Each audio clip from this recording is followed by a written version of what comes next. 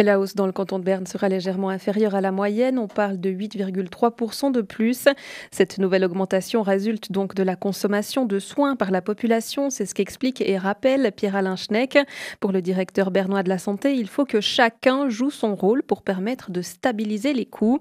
Le nouveau modèle d'assurance maladie mis en place par le réseau de l'ARC pourrait, selon lui, aider à atteindre ce but. Pierre-Alain Schneck. Soyons clairs, les primes d'assurance maladie sont le reflet des coûts générés par la consommation de prestations médicales.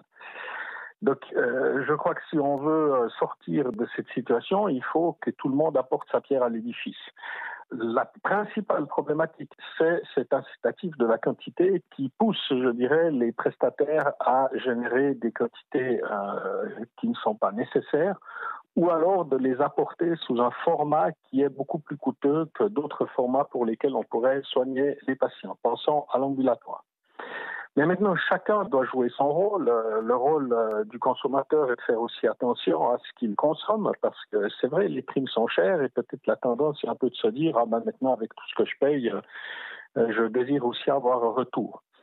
Toutes ces problématiques sont adressées par le modèle Viva, qui est un changement de paradigme. Donc, on n'a plus l'incitatif de la quantité, on n'a plus l'incitatif d'utiliser le traitement le plus cher, respectivement celui qui est le plus rentable pour l'hôpital, mais également on met à disposition de l'assuré ou du membre de cette nouvelle police une solution qui lui permet d'avoir des prestations avant même d'être malade. Je pense ici particulièrement à tout ce qui est prévention, coaching, donc une répartition, je dirais, un peu différente du lien avec sa caisse maladie.